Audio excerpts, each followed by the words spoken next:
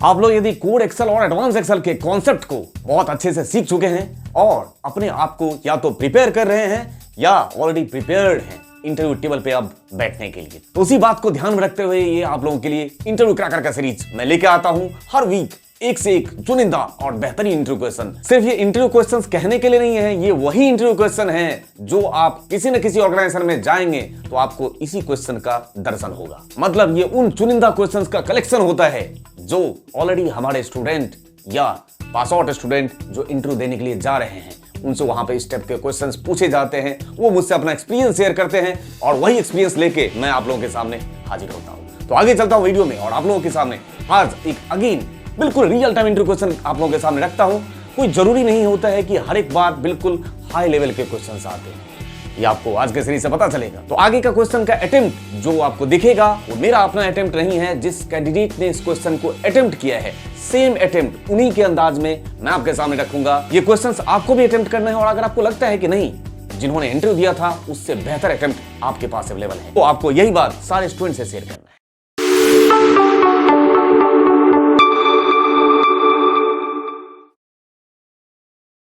तो आप लोगों से मैं रिसेंटली पूछा गया real time interview question share कर रहा हूं।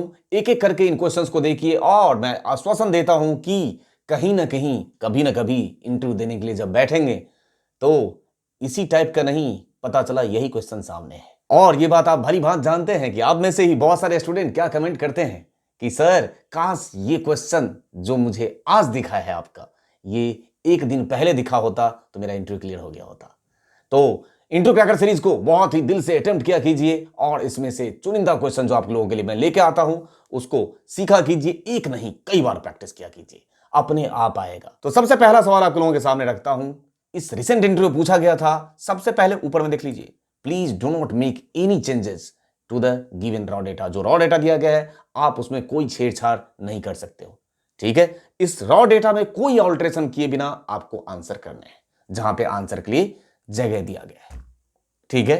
पहला question, find quarter from date और हिंट में दे रखा है मंथ और डेट फॉर्मूला यूज करना है। तो जो बोला गया है उसी को यूज करते हुए आप इस क्वेश्चन को कर दीजिए। नेस्टेड इफ का क्वेश्चन है, आपको आता है। जो कैंडिडेट ने अटेम्प्ट किया वो मैं जल्दी जल्दी आपके सामने अटेम्प्ट कर दे रहा हूं और ये अटैचमेंट में विद सॉल्यूशन आपके साथ सीट शेयर करूंगा। आप एक एक करके इसको डिबग करिएगा और देखिएगा कि क्वेश्चन जो उन्होंने अटेम्प्ट किया वो अप्रोच सही है या इससे बेहतर अप्रोच आपके पास अवेलेबल है। तो सबसे पहले उन्होंने पास किया ये नेस्टेड इफ का क्वेश्चन है। उस स्टूडेंट ने पास किया इक्वल टू इफ और लॉजिकल टेस्ट। तो लॉजिकल टेस्ट में यहां पे उन्होंने पास कर दिया मंथ। ये वही अटेम्प्ट कर रहा हूं जैसे उस स्टूडेंट ने किया है, मैं अपने तरफ से कोई इसमें एड ऑन नहीं करूंगा, ठीक है। आप लोगों को इसको आपको लगता है कि और इंप्रोवाइज होना चाहिए ये सॉल्यूशन तो आप लोग जरूर सजेशन दीजिए, है ना। तो इफ उन्होंने पास किया मंथ और ये रहा लेस देन यदि 4 तो क्या हो गया, उन्होंने लिख दिया फर्स्ट क्वार्टर, कॉमा फिर से इफ और फिर से मंथ लेस देन इस बार 7 तो हो गया सेकेंड क्वार्टर। ये रहा फोर्थ क्वार्टर और एक नहीं दो नहीं 3 ब्रैकेट बंद और एंटर। इस तरीके से ये निकाल दिया ऐसे क्वार्टर इस डेट के बेस पे, ठीक है। ये है क्वार्टर फ्रॉम जैन टू दिसंबर, जनवरी से दिसंबर को रिकॉग्नाइज करते हुए उस पैटर्न पे आपने क्वार्टर निकाला, ठीक। यहां पे भी क्वार्टर है लेकिन यहां पे है अप्रैल से मई। तो इसके लिए क्या किया उन्होंने वो देखिए। उसके लिए क्या पास किया उन्होंने इक्वल टू इफ और यहां पे एक कंडीशन नहीं दो, ठीक है। एंड दो कंडीशन ट्रू होना चाहिए, एंड और मंथ। किसका मंथ जी, इस डेट का मंथ। ये मंथ ग्रेटर देन और इक्वल टू कितना होना चाहिए 4, मतलब 4 अप्रैल और उससे आगे की बात, कॉमा फिर से मंथ क्या हो जाना चाहिए दूसरा, ये डबल कोट्स बंद और ये हो गया लेस देन और इक्वल टू 7। 4 और 7 के अगर बीच में है ब्रैकेट बंद और कॉमा, अगर ये बात सही है तो फर्स्ट क्वार्टर। ये सारे कंडीशन पास करने के बाद अगेन 1 2 और 3 ब्रैकेट बंद होगा और एंटर प्रेस। इसमें कुछ भी नहीं है, ये नेस्टेड इफ का क्वेश्चन है। उन्होंने किस तरीके से अटेम्प्ट किया वो सॉल्यूशन मैंने आपके सामने रखा और अब आपको नेक्स्ट काम क्या दिया है आपको पता है। अब इस क्वेश्चन में उनसे पूछा गया था कि calculate days month and year from hire date to till date. मतलब हायर डेट ये रहा और आज का जो डेट होगा उसके अकॉर्डिंग यहां पे सर्विस डेज, सर्विस मंथ और सर्विस ईयर आपको निकाल के बताना है कि कितने दिन उन्होंने सर्विस किया, कितने महीने सर्विस किया और कितने साल सर्विस किया। ठीक है, यहां पे मैं उनसे वर्ड इसलिए यूज कर रहा हूं क्योंकि मैं कंपनी का नाम और कैंडिडेट का नाम यहां डिस्क्लोज नहीं कर सकता इस रियल टाइम इंटरव्यू क्वेश्चन के केस में। इस क्वेश्चन को जो उन्होंने अटेम्प्ट किया उसमें फंक्शन यूज किया उन्होंने इक्वल टू डेटेडिफ। अब डेटेडिफ में सबसे पहले 2 पैरामीटर पास करना होता है, 3 पैरामीटर पास करना होता है, स्टार्ट डेट, एंड डेट और यूनिट। तो सबसे पहले ले लिया उन्होंने start date, comma end date में ले लिया टुडे करंट डेट आज का, कॉमा यूनिट, तो यूनिट उन्होंने पास कर दिया डी। इस तरीके से ये रहा डेज का डिफरेंस। उसके बाद मंथ तो अगेन डेटेडिफ, उसके बाद स्टार्ट डेट यही, comma end date today, comma month तो यूनिट पास कर दिया जाएगा एम। उसके बाद सर्विस ईयर तो अगेन डेटेडिफ, स्टार्ट डेट ये रहा start date, comma end date में पास कर दिया टुडे, कॉमा ईयर में डबल कोट्स में वाई। इस तरीके से ये उन्होंने सर्विस डे, सर्विस मंथ और सर्विस ईयर डेटेडिफ फंक्शन को यूज करते हुए निकाला। आपके पास दूसरा ऑप्शन जरूर शेयर कीजिए। अब इस क्वेश्चन उनसे पूछा गया था find new salary after increase और डिक्रीज। सिचुएशन नंबर 1 में है if the job rating is equal to और more than 3 then salary will increase by 7.5%। Otherwise if the job rating is 1 or 2 the salary will be reduced by 7.5%। ठीक है, एक के case में बढ़ जाएगा और दूसरे सिचुएशन में घट जाएगा।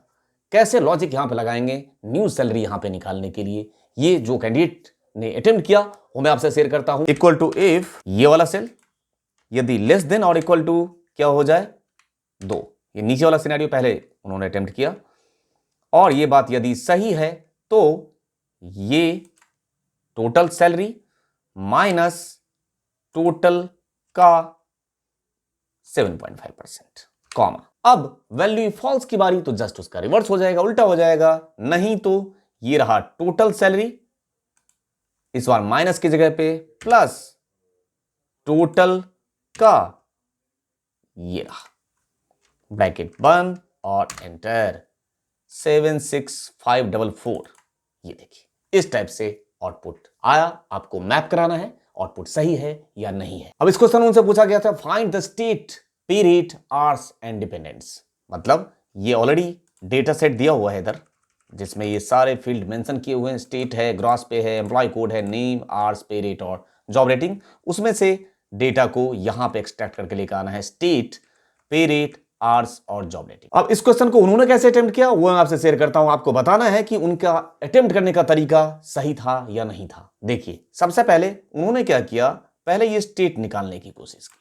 क्या किया, यहां पे इक्वल टू पास कर दिया इंडेक्स, और इंडेक्स में एरे में सिर्फ इतना ले लिया, ये ले लिया एरे, कॉमा उसके बाद रो नंबर में पास कर दिया उन्होंने मैच, मैच में लुकअप वैल्यू ले लिया ये, कॉमा लुकअप एरे ले लिया यहां से ये, कॉमा 0 ब्रैकेट बंद। इस तरीके से उन्होंने निकाला यहां पे स्टेट। इस बार यहां पे पे रेट निकालने के लिए उन्होंने पास किया इक्वल टू इंडेक्स, और इंडेक्स को चाहिए होगा एरे, तो एरे उन्होंने यहां से लिया एरे।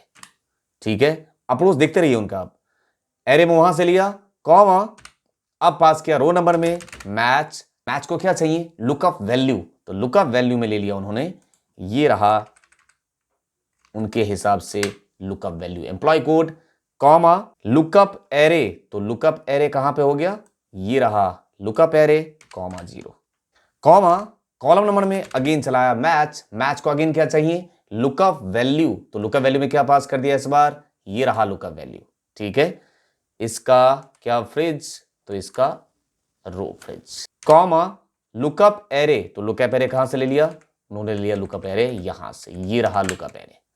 ठीक है, कॉमा 0 ब्रैकेट बंद, एक और बंद, और यहां पे फ्रिज करना छूट गया था, फ्रिज कर दिया, और अब एंटर। अब चेक कर लीजिए एक बार, सेलेक्ट करके कंट्रोल डी इस तरीके से सेलेक्ट कर लिया और कंट्रोल आर।